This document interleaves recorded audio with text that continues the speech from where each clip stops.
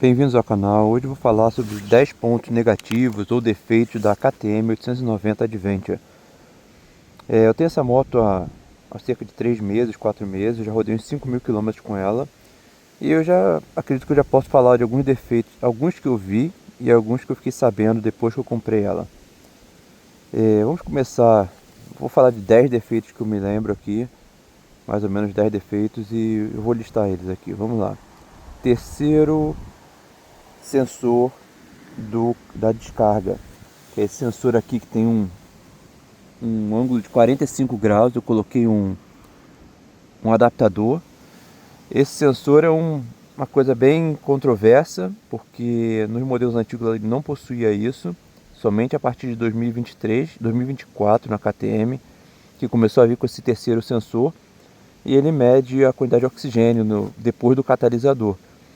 Isso dificulta muito para quem vai remover o catalisador, para quem vai modificar qualquer coisa na descarga, no escapamento da moto, porque ele começa a ligar a luz de FI, ele desabilita o cruise control, desabilita o controle de tração e desabilita várias coisas, como se fosse um limp mode, né?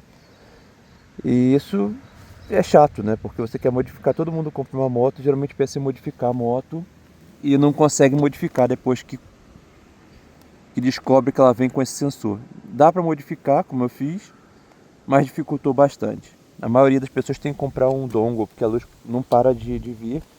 Um dongle é um cabinho que você liga no sensor e simula um sinal diferente, para que ele possa burlar as instruções da moto.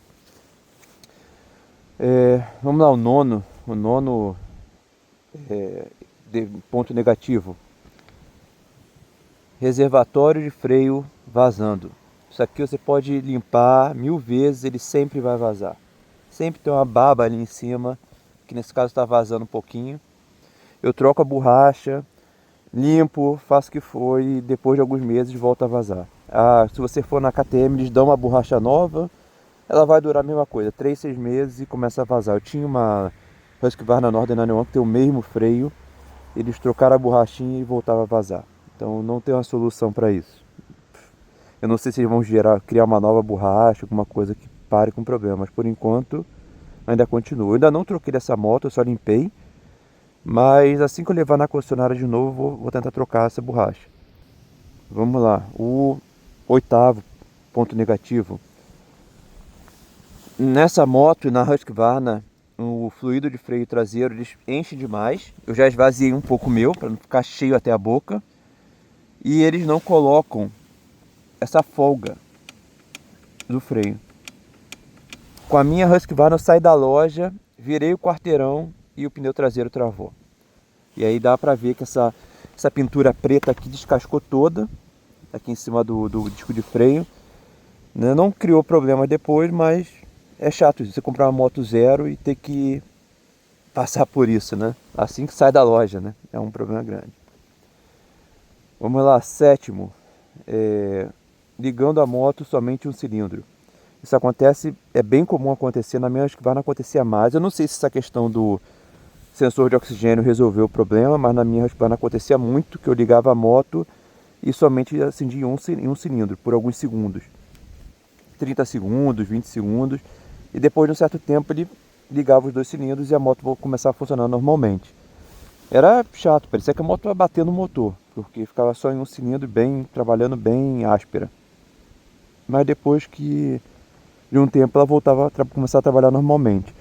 Uma das soluções, aqui na Austrália nós temos a gasolina 98, que é como se fosse a Podium do Brasil, a Shell V-Power, e nós temos uma gasolina 95. Essa moto só pode andar com gasolina 95 de octanagem ou maior. Então eu reduzia para 95 e eu acho que ajudava um pouco ela a ligar, porque depende menos da compressão, né, para ligar.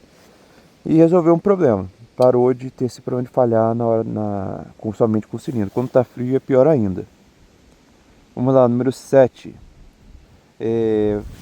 Amortecedor traseiro vazando. Porque esse catalisador que é gigante, que ele fica aqui nessa área daqui, ó. Você vê essa área toda, esse espaço todo era o catalisador. Ele fica muito perto do amortecedor traseiro. E com isso, ele começa a esquentar e vazar. o embuchamento dele ali, as buchas dele começam a vazar e vaza óleo do amortecedor em tudo quanto é canto. Eu não tive esse problema porque eu sempre removi o catalisador, mas as pessoas que mantiveram, eu escutei várias pessoas falando que tiveram esse problema. Sexto, vazando ar pelos pneus. Uma das coisas que eu faço muita questão é que pneus não tenham câmara, pneu para longa distância, porque você pega aquele plug, coloca o plug ali, enfia o plug, enche o pneu, leva uma bomba com bateria USB e você carrega, enche seu pneu. Mas nessa moto é um problema, porque não é que é um problema, ele se tornou um problema porque eles não fizeram bem feito, como é na Suzuki V-Strom, por exemplo, onde eles têm uma área separada para poder passar os ferros do pneu.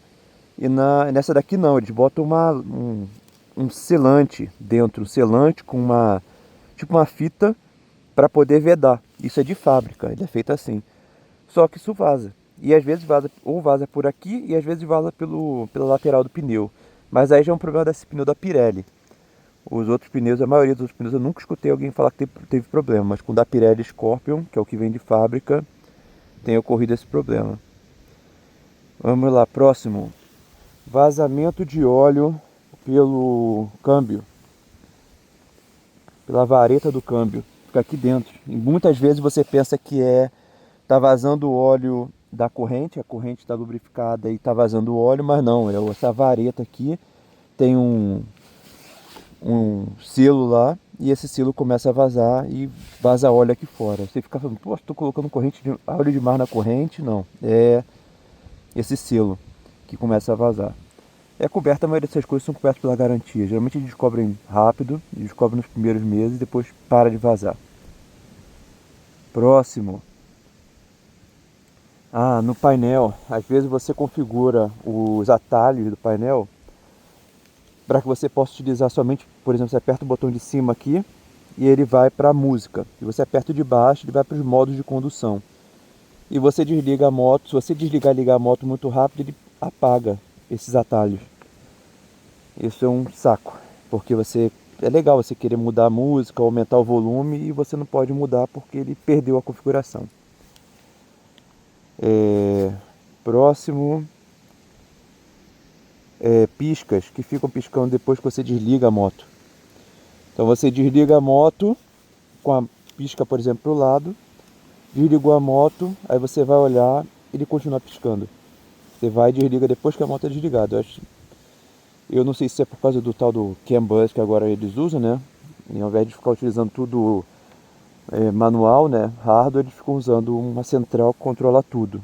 Eu não sei se isso é uma característica de todas as motos que tem isso. Eu não acredito, porque eu nunca vi outra moto que faça isso, só a moto da Husqvarna e da KTM. Nem da CF Moto eu me lembro de acontecer isso. E eles usam meio que o mesmo sistema, né? Eu acho que motor e câmbio, não sei se ele é eletrônico. Eletrônico com certeza não, porque a CF Moto, quando você vai sair, o controle de combustível dela é péssimo. É horrível, você vai... tudo é on e off, dando muito tranco para você diminuir a aceleração e acelerar, você tem que ficar usando a embreagem o tempo todo. Nessa daqui não, isso aqui você vai acelerando é progressivo. É outro nível.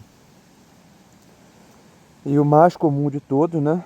E o pior de todos, que é o que a internet mais reclama e fala tanto agora no momento, é a questão do cabeçote, o comando do cabeçote. Porque o comando do cabeçote nessa moto, eles dizem até que tem um canal que eles chamam de... é feito de queijo, porque depois de 10 mil quilômetros, 15 mil quilômetros, ele começa a abrir uma vala no comando.